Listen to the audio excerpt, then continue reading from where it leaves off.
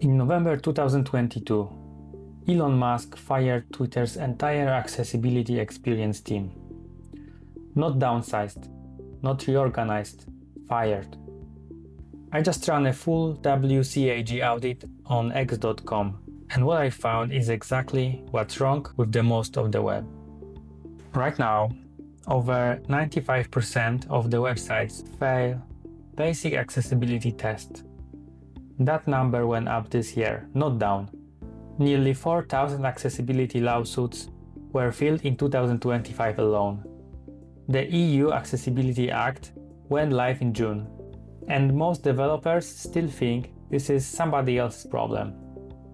You've probably been told accessibility means learning 87 WCAG criteria, installing an overlay widget, or hiring a specialist agency. That's wrong. 2 of them will get you sued.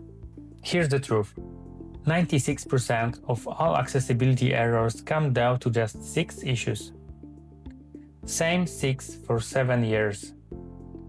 The richest man in tech can't fix them, but you can find most of them in 10 minutes with basic browser extensions. I'm going to audit x.com live, show you the 6 errors I found, fix them on screen so you can do the same, and give you the same business case that makes it no-brainer. Let's go. Before I open DevTools, you should know why I choose the x.com. Because it's nothing personal, it's just because of this case study. People who spend years making the platform accessible, who optimize the platforms for the screen readers and also for users with some motor impact. All of them were gone. Let's see how this changed. This platform was designed perfectly back then. And this is something that you should know, that accessibility is something that is cut first when the team needs to move fast. It's not because developers are bad, it's just something that nobody measures, and usually it doesn't matter for the client or for the company. Most of people are not even aware of this. Nobody is holding the line, and the second that pressure goes away, the web gets worse for the users who need it the most. And the X is not the only offender, it's just the one who have the most visible impact. It's just the company that is very good to make a case study on, because you can see how the things progress during that time. And if I would audit some random Shopify store, you would say, yeah, okay, small team, give them a break. But this company is the one that should take care of it. Because if I audit a company that's worth billions of dollars, there's no excuse. So that's why we're doing it on X. Not because I dislike Elon, but the richest man on earth can't label a button. So we need to have a conversation about what the rest of us are shipping. In this audit, I'm not going to use all of the tools that I usually use. I will just use the Lighthouse, the tool that is built in with the browser. But just to let you know, the Lighthouse is not the best tool for this job, because it's far behind the standard. From my experience, many things that were passing the Lighthouse didn't pass the automated test made by other tools, or the one that were made manually. Anyway, Lighthouse is a good point to start with, because this is the standard that is everyone aware of. Every developer knows about this, and this is the tool that is built in the browser, so everyone can test it right away.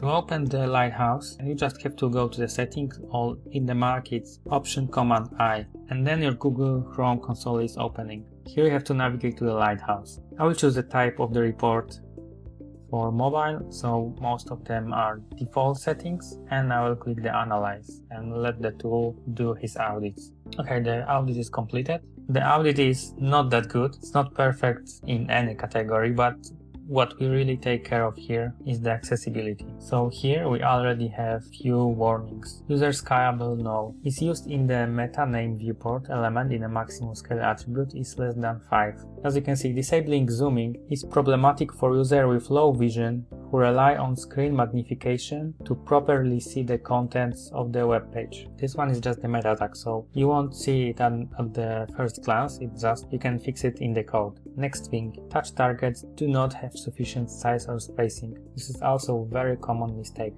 And as you can see, touch targets with sufficient size and spacing help users who may have difficulties targeting small controls to activate the targets. It's button with the label for the X platform next to the Elon Musk's profile. It's his name by itself that is a link, and it's basically difficult to click, is the play button. This is the play button used to start and stop the video. And the audit was made mostly on the mobile version, so it would be more visible there. As you can see, the button is really quite small and we are not using any real devices. Let's simulate iPhone 12 Pro, where you can see many of the controls are quite small. Okay, let's close it and move to the next thing. So ARIA. ARIA labels are used mostly for screen readers. Every button, link and menu item, as you can see, should have this element field. It's like the alternative when the content is not there. So when the element doesn't have an accessible name, screen reader announces it with a generic name, making it unusable for the users who rely on the screen readers. And it's also the X button, as you can see, which is also the new feature made after 2022. Next thing is the language attribute. And the language attribute does not have a valid value. QST, which doesn't mean anything. It's not the symbol for any existing language. It should be one of the standardized language code. So as you can see, we specify a valid BCP47 language on elements helps ensure that text is pronounced correctly by a screen reader. Let's move to the next thing. Audio and video, and we have video player here. Elements contain a track elements with kind captions. When a video provides a caption, it's easier for deaf and hearing impaired users to access its information, and it's not visible here. But this is just the main page on the mobile. There are also other issues that you can find on the desktop version and on the other versions. After auditing this website for the desktop version, it's even worse. The accessibility score dropped to 63%, and we can see much more issues for the tools for impaired people. The most critical of them are the ARIA labels that allow the screen readers to be usable at all. Also, there are names and labels, good practices, and contrast. Contrast is a very common mistake on many web pages. The insufficient ratio. So as you can see, when it's the light blue button with the white text, it's also difficult to read for some of the people. This is one of the most critical points. Now there's a thing that nobody tells you. Automated tools catch only 30 to 40% of the real accessibility issues, especially a lighthouse, that is the bare minimum. They can evaluate the context. They can tell you if your heading structure actually makes sense. They can tell you if the close button is actually reachable with the keyboard. So why am I using them? Because they're going to find the most common errors. These few common errors that we are looking for, and that critical errors are on the 96% of the cases of the elements that are broken on the web. Always start with the automated scan, then fix what you see with your eyes and your keyboard. Now let's talk how can we fix this situation. So overlays are usually some widgets that you buy a subscription for and you just copy paste the code on your website. This is the fastest and the cheapest solution, but it's not the best one. And how do they work? What's wrong with them? Why we can't use them?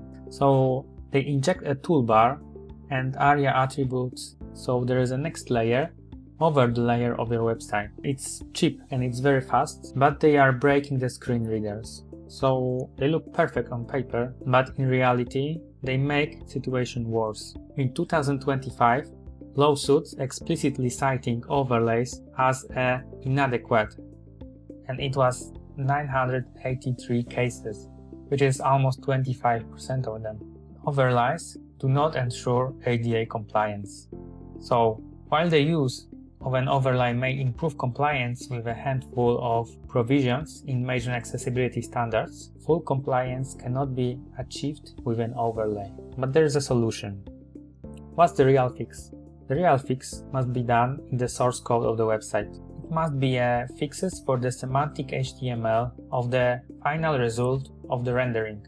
Then we are adding the ARIA fixes. It requires more time and patience. Also, it's a bit more expensive, but this is the only solution that guarantees compliance with the laws.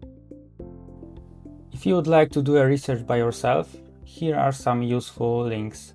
So the first one is the W3.org, where you can see all the WCAG 2 overview. You have all full description of the standard, many useful links, many useful resources. The next one, if you are in the United States, you can look at the fact sheet the new rule on the accessibility of web content and mobile apps provided by the state and local governments. Here we also have some useful information about it. If you're from the European Union, here you have the European Accessibility Act, also some useful content and a few links that you can explore. And why I suggested that? Because the case that I mentioned before, that in 2025 mid-year, the lawsuit surged by 37%. The next thing that you can look at is the prediction for this year, and it looks like there will be a big shift in the web accessibility. So this is something that will explode, that will be enforced definitely much stricter, and this is something worth to be aware about. I will include all the links in the video description. 6 errors, 96% of failures, same problems for 7 years. X.com has them. Your site probably does it too. Here's the part nobody talks about. Fixing these errors is cheap. Getting sued over them is not. A single ADA demand letter starts at $10,000 in legal fees, before we even get to settlement. The EU Accessibility Act is live. Enforcement is ramping up, and courts have already ruled that having an overlay widget on your site counts as evidence you knew about the problem, not evidence you fix it. Most of what I show you today, you can handle yourself. Run Lighthouse Audit, fix these 6 errors. That alone puts you ahead of 96% of the web. Go do it. But if your site handles a real traffic, real revenue, or real user data, you don't want to guess whether you're compliant. One missed form label in a checkout flow, one unlabeled button on a booking page. That's where lawsuit starts. Not on blog post, on the pages that makes you money. I run full WCAG 2.2 audits for teams who would rather spend a few hours fixing this than spend 6 months and 5 figures dealing with it later. No widget subscription, no generic PDF. A senior dev goes through your website, finds every issue, and hands you a remediation plan you can actually ship. Link in the description if you want to book a call. If you want the workflows I use every day, tools, accessibility patterns, senior dev shortcuts, my community is also in the link below. Fix it now or pay for it later. Those are the only 2 options.